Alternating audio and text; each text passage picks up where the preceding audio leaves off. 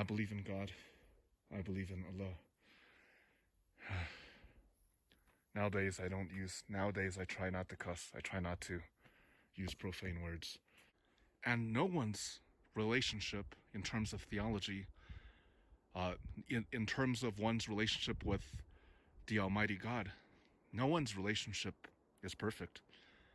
I can only try to amend my life to live by the way of the Word of God. I'm going to try to not be profane, not to use profanity, to amend my life according to the Word. And Islam is the religion of peace.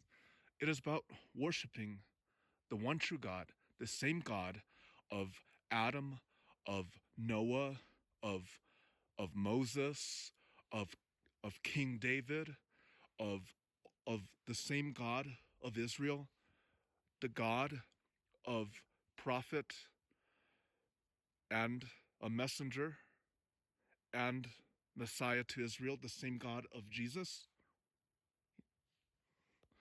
And basically, if you're a Christian, you might not understand this, but in Islam, Jesus as Messiah to Israel, Jesus as the anointed Messiah, Jesus as a great prophet, Jesus as a full-fledged messenger of Allah, a messenger of God, has a very high place of honor in Islam.